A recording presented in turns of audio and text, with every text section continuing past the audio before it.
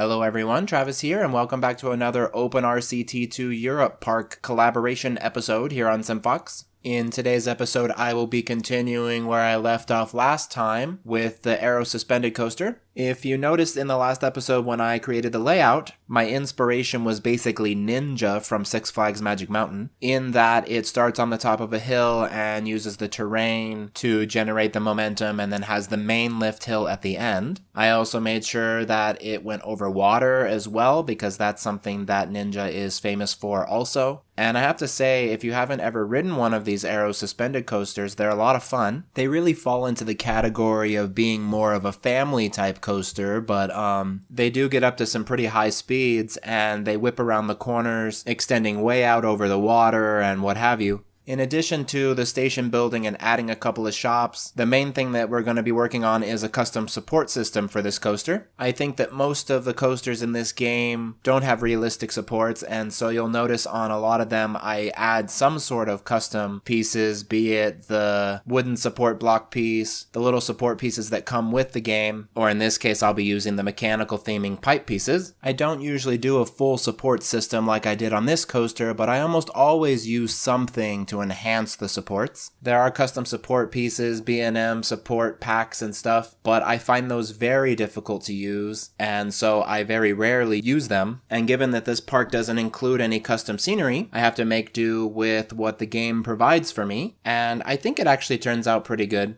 In my opinion, this is the best way to do custom supports on this particular coaster type, because if you look online, they're very similar to the supports that Aero used on these coasters in the late 80s and early 90s. As for a little bit of background on this series, for those of you who are maybe just stumbling upon it or have been kind of out of it for a while, this is a 4-way collaboration between myself and Henk and Etzeren and Charjallz, and we've been working on it for quite a long time now. I have a playlist in the description with every episode from the very first one through this one, which is part 12. It's kind of a series that comes off and on based on how available we all are to work on it, and we were going in an intentional organized order, but now it's just kind of whoever has time to work on it goes next sort of thing. So the last couple of episodes have been alternating Charjallz and myself, and I'm not entirely sure who is going next, but just do your best to monitor the channels and see where it pops up next. Or if you'd prefer, you can wait until my next episode comes out and then binge the ones that are in between.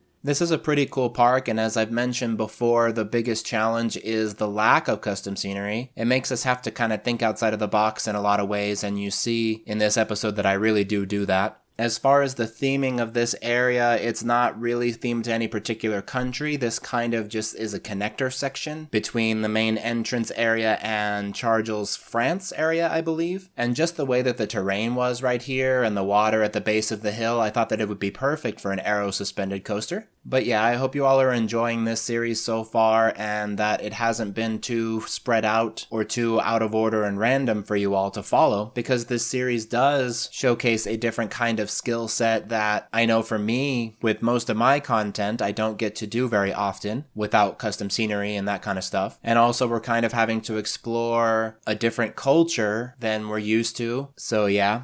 I do apologize if this seems a little bit too quick. I sped it up a little bit faster than I normally do because I had a little bit more footage than I normally have in one episode, and also I just felt like, being that the main part of the episode was doing the custom supports, it becomes kind of repetitive and maybe even boring.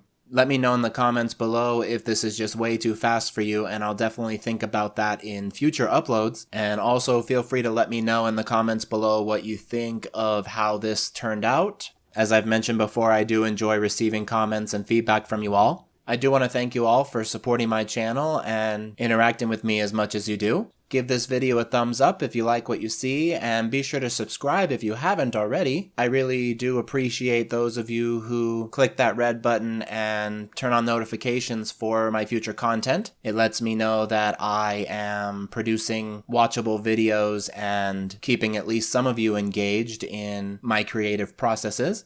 And with that said, you all have a great morning, afternoon, evening, night, etc., wherever you are in the world, and I hope you enjoy the rest of the video.